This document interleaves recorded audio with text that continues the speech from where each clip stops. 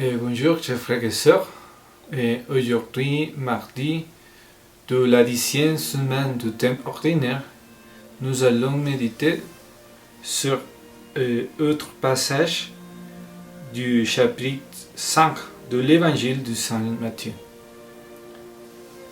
À cette époque, Jésus a dit à ses disciples: vous êtes le sel de la terre.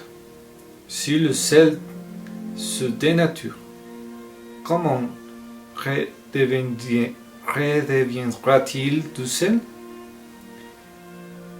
Il n'est plus bon à rien. On les jette dehors et les gens les pillent. Vous êtes la lumière du monde. Une ville située sur une montagne ne peut être cachée. Et l'on n'allume pas une lampe pour les mettre sur les boisseaux. On les met sur les lampadaires et elles brillent pour tous ceux qui sont dans la maison. De même, que votre lumière brille devant les hommes. Alors, en voyant ce que vous faites de bien, ils rendront gloire à votre Père qui est aux cieux. Parole du Seigneur. Gloire à toi, Seigneur Jésus. Dans l'évangile d'aujourd'hui, le Seigneur utilise des figures très représentatives qui l'expliquent: le sel et la lumière. Ses disciples, c'est-à-dire nous, doivent être le sel de la terre et la lumière du monde. Nous autres doivent refléter cette réalité et rendre gloire à Dieu. Le sel est l'un des assaisonnements les plus couramment utilisés et les plus simples. On voit qu'un repas est sans sel malgré tous les autres ingrédients qu'il peut contenir. Voilà comment nous devons être. Nous devons faire une différence dans ce monde. Là, c'est son monde de cette terre, comme le sel. Le sel n'est pratiquement pas visible, mais il est là à rendre la nourriture agréable.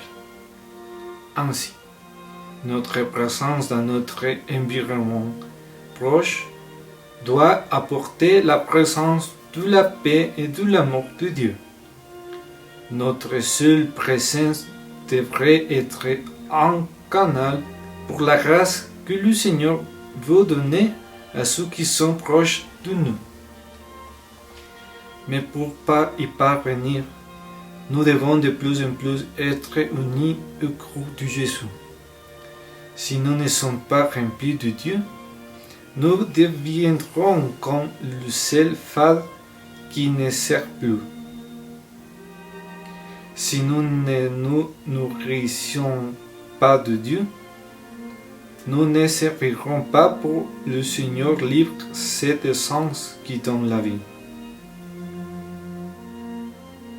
Nous sommes aussi appelés à être lumière, d'abord à nous laisser illuminer par le Saint-Esprit, par son amour miséricordieux, de telle manière que l'expérience de Dieu vivant nous aimons tellement que nous pouvons illuminer les autres avec la lumière que nous avons reçue.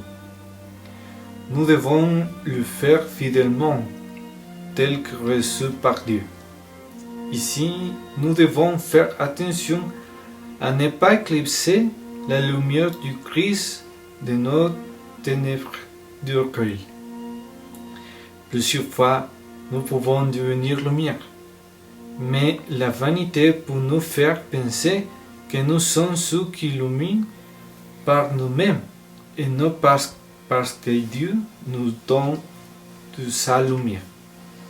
Par exemple, nous les prêtres pouvons tomber dans cela, mais nous ne sommes pas les seuls. Veillons toujours fidèlement à ce que c'est la lumière de Christ qui brille. Demandons au Seigneur d'être ce sel et cette lumière dont le monde a besoin. Surtout en cette période à tout semble insipide et sombre. Puissions-nous nous-mêmes être encouragés et éclairés par l'amour de Dieu. Que Dieu vous bénisse au nom du Père, du Fils et du Saint-Esprit. Amen.